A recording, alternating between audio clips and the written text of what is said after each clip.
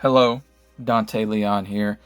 I've come to read you another snippet from Tales of the Alkhalm Forest, volume number 4, releasing November 13th.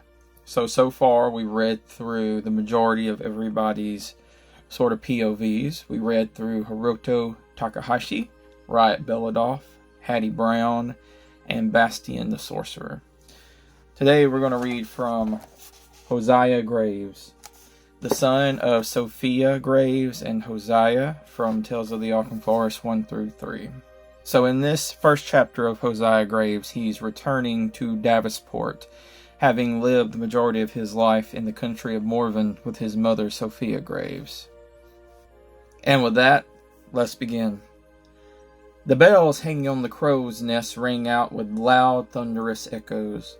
The spotter, standing in the loft with his telescope, bellowed loudly, "Land! Davisport ahead!"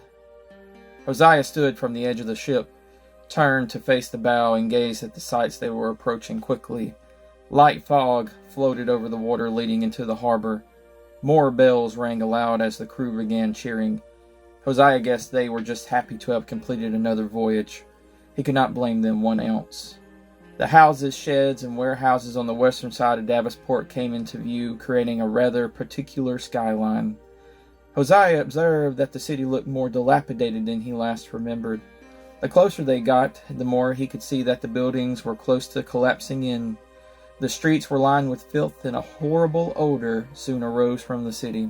Hosia searched upwards for the shiny golden dome of the holy church that he remembered so fondly, but his sight failed him. It was only as the ship began to dock could Hosia finally spot the gorgeous landmark, except gorgeous it was not. The bright, gleaming gold that could blind you on a sunny day was no more. The famous roof of the holy church was dull and appeared to be completely weather-beaten. "What happened here?" Hosia asked under his breath. A nearby sailor heard the remark and stepped close to the storeman.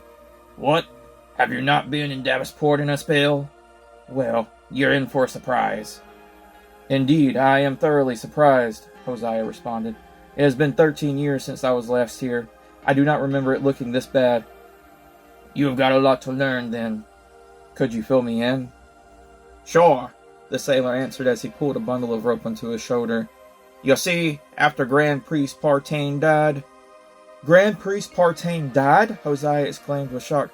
"Yes, lad, that is indeed what I said. After Partain died, High Priest Charles Wexler was chosen to replace him." "I do not remember a Priest Wexler from my time here," Hosia spoke, as if to find himself, fingering his chin. "Priest Wexler replaced the Gladdenstone fellow after he mysteriously died. Some say that he died fighting a demon, but most think he died from a bandit attack. People in these parts used to always give praise to the Gladdenstone name." "High Priest Luther Gladdenstone? He did die fighting a demon. In fact, he is one of the main reasons the demon Sidious did not consume Davisport or the Alkhalm Forest with legions from the Hells," Hosia shouted in retort.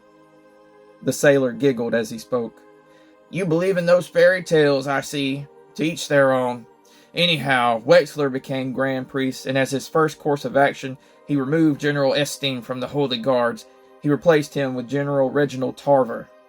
"What in the hells? Why would he do that?" "I know not, lad, but ever since Wexler came into power, Davisport has gone downhill. The slums became slums again, and the rest of Davisport became slums. Even the beautiful Holy Church itself went to waste." "Has no one tried to dethrone him, kick him out or something?" Hosia questioned. "Some have tried, but all have failed. Wexler has a massive army that came to his side and pledged their loyalty when he was crowned Grand Priest. No one can remove him without going through that army." "That is terrible. The whole thing is just terrible." "There's not even the least of it, son." The sailor changed the tone to a serious one. "Be careful out there, for it's not a good time to be a storeman in Davisport."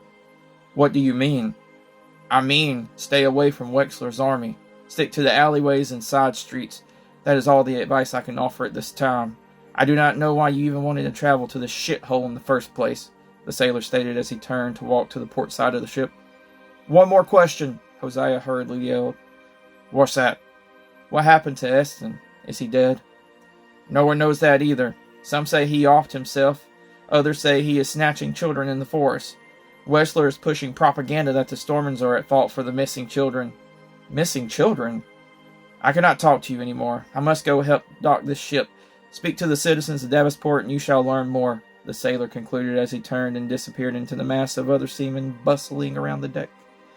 Hosia stood by and watched as the ship was anchored and a plank was lowered onto the wooden harbor walkway that led to the city streets. Hosia stepped carefully down the plank as his boots made a heavy thudding against the wood. He focused on his balance so he would not fall into the murky greenish-brown water splashing against the harbor walls. Hosia emerged into a large crowd slowing down the street.